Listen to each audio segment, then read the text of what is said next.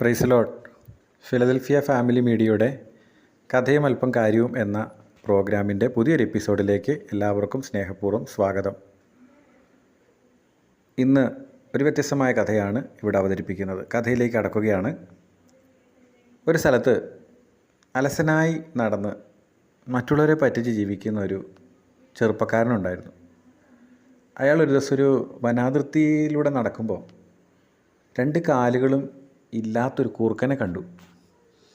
ആ കുറുക്കൻ നടക്കുന്നത് കണ്ട് ആ കുറുക്കനെ പറ്റി ഇയാൾ ചിന്തിച്ചു, ഇതെങ്ങനെയായിരിക്കും കുറുക്കൻ ജീവിക്കുന്നത്. അതിങ്ങനെ ചിന്തിച്ചുകൊണ്ടിരിക്കുന്ന സമയത്ത് തന്നെ ഒരു സിംഹം പെട്ടെന്ന് ആ വഴിക്കെത്തി. ആ സിംഹത്തിൻ്റെ വായിലൊരു മാംസകഷ്ണം ഉണ്ടായിരുന്നു. ആ സിംഹത്തെ കണ്ട് ഇയാൾ പേടിച്ചൊരു മരത്തെ ചാടിക്കയറി എന്താ സംഭവിക്കുന്നതെന്ന് കാണാൻ വേണ്ടി നോക്കിയിരുന്നു. അപ്പോഴാണ് ആ സിംഹം ആ മാംസകഷ്ണം ആ കാലില്ലാത്ത കുറുക്കന് കൊടുക്കുന്നതായിട്ടാണ് കണ്ടത്. സിംഹം ആ മാംസകഷ്ണം കുറുക്കന് കൊടുത്തിട്ട് സിംഹത്തിൻ്റെ വഴിക്ക് പോയി. അപ്പോൾ അയാൾ പെട്ടെന്ന് ഓർത്തത്, കണ്ടോ, കാലില്ലാത്ത കുറുക്കന് സിംഹം കൊണ്ട് കൊടുത്തു, അങ്ങനെയാണെങ്കിൽ എനിക്കും ഒന്നുമില്ലല്ലോ, അതുകൊണ്ട് എനിക്കും ആരെങ്കിലുമൊക്കെ കൊണ്ട് തരും എന്ന് വിചാരിച്ച് അങ്ങനെ നടന്നു പുള്ളിക്കാരൻ. അലസമായി പിന്നെ മുമ്പോട്ട് നടന്നു. അങ്ങനെ ഇതിങ്ങനെ ചിന്തിച്ച് മുമ്പോട്ട് ഒരു വിജനമായ സ്ഥലത്തൂടെ കുറച്ച് നേരം നടന്ന് അദ്ദേഹം അവിടെ ഒരു സ്ഥലത്ത് ഇരുന്നു. എന്നിട്ട് താനിങ്ങനെ വിചാരിക്കുകയാണ്, ഞാനിവിടെ ഇരിക്കുമ്പോൾ ആരെങ്കിലും വരും, എന്നിട്ട് എനിക്കും എന്തെങ്കിലും തരും, എൻ്റെ ആവശ്യങ്ങളും അങ്ങനെ നടന്നു പോകുമെന്ന് വിചാരിച്ചു. ആരെങ്കിലും വരുന്നതും കാത്ത് ഇദ്ദേഹം കുറേ നേരം ഇരുന്നിട്ട് ഒരു മനുഷ്യനും വന്നില്ല, ഒന്നും കിട്ടിയുമില്ല. അദ്ദേഹം നിരാശനായി, വിശക്കുന്നുമുണ്ടായിരുന്നു. അപ്പോൾ അങ്ങനെ വിശന്ന് വലഞ്ഞ് ഇയാൾ വീണ്ടും മുന്നോട്ട് നടന്ന് കുറച്ച് ചെന്നപ്പോൾ ഒരു സന്യാസിയെ കണ്ടു.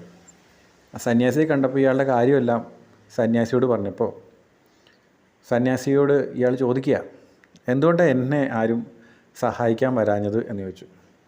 സന്യാസി പറഞ്ഞ കാര്യമാണ്, ദൈവിക പദ്ധതിയെക്കുറിച്ച് നീ പറഞ്ഞതൊക്കെ ശരിയാ, എന്നാൽ ദൈവത്തിന് നിന്നെക്കുറിച്ചുള്ള പദ്ധതി നീ ആ കുറുക്കനെ പോലെ ആയിരിക്കാനല്ല, പിന്നെ ആ സിംഹത്തെ പോലെ ആകണം എന്ന് സന്യാസി ഈ ആളെ ഉപദേശിച്ചു.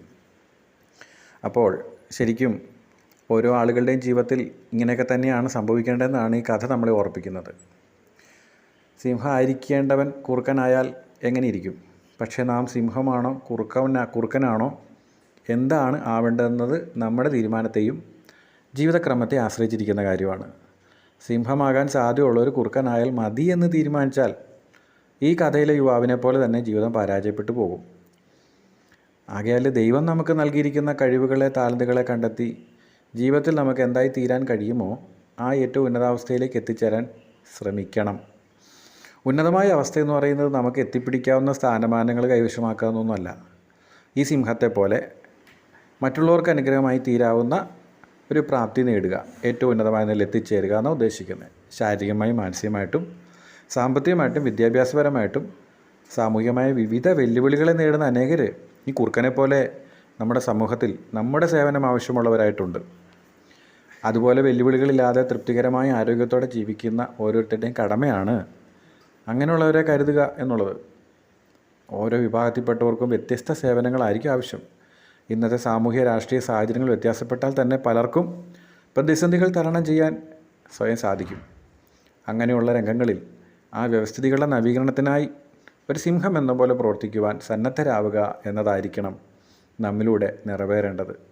അതെ, വീറോടെ ആത്മാർത്ഥമായി നമ്മുടെ ശുശ്രൂഷ നിർവഹിക്കുവാൻ നമുക്ക് സ്വയം ഒരുങ്ങാം. വിശുദ്ധ തിരുവചനം യെശയ്യാ പ്രവചനം 60-ാം അധ്യായത്തിൻ്റെ 1-ാമത്തെ വാക്യത്തിൽ നമ്മളിങ്ങനെ വായിക്കുന്നു, എഴുന്നേറ്റ് പ്രകാശിക്കുക, നിൻ്റെ പ്രകാശം വന്നിരിക്കുന്നു, യഹോവയുടെ തേജസ്സും നിൻ്റെ മേൽ ഉദിച്ചിരിക്കുന്നു. അതേ പ്രിയരെ, ദൈവം നമ്മളെ ഉയർത്തും, ദൈവത്തിൻ്റെ തേജസ് നമ്മുടെ മേൽ പകരും. എന്തിനു വേണ്ടി? മറ്റുള്ളവർക്ക് അനുഗ്രഹമാകാൻ, ആശ്വാസമാകാൻ. അതിനായിട്ട് ദൈവം നമ്മളെ സഹായിക്കട്ടെ എന്ന് പറഞ്ഞുകൊണ്ട് കഥയും അല്പവും കാര്യവും ഇവിടെ അവസാനിപ്പിക്കുന്നു. ദൈവം നമ്മളെ അനുഗ്രഹിക്കുമാറാകട്ടെ.